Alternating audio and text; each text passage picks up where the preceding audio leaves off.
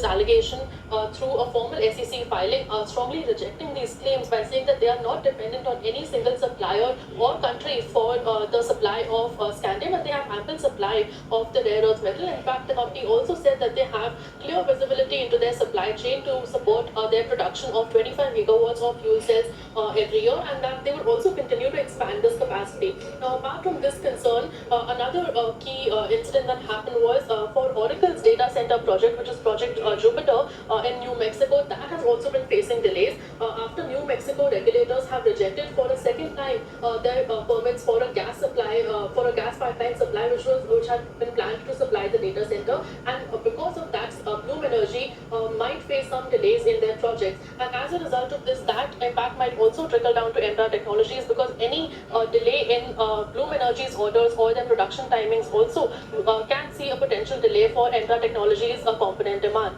Now, apart from all of these concerns, MTAR Technology on its own has been performing quite well. In fact, for FY27, the company recently raised its revenue growth target from 50% to 80% revenue growth for the year, and they have also said that their closing order book for the year will double to nearly 5,000 crore rupees. Now, despite all of this, the stock has been trading at high valuations even after this recent correction. Currently, it trades at 70 times 1 year forward earnings versus its 2-year historical average PE of nearly 55 times.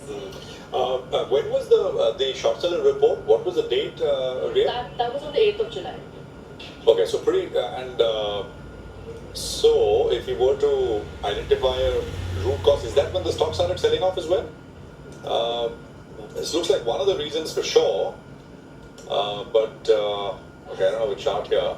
So, and of course, yeah, sorry, go on. The high that MTAR Technologies made was on, I think, June 19th, and largely it has started falling off because of the overvaluation, but this was one of the key triggers that led to the steep sell-off. I see. And this was against Bloom, right? Yes, the company? against Bloom.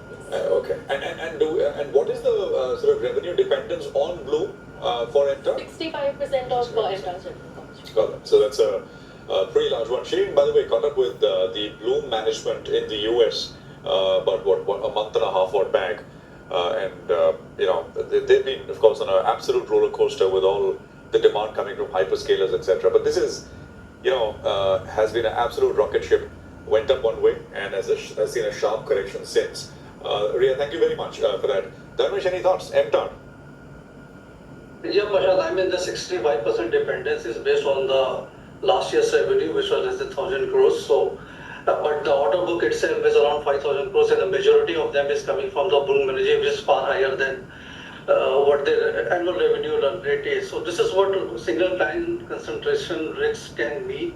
I mean, in difficult times, it can be a big blow. And the secondly is, I mean, anything linked with China and Mr. Trump always leads to heavy speculation. So you never know what kind of a rule and regulation can be found out there.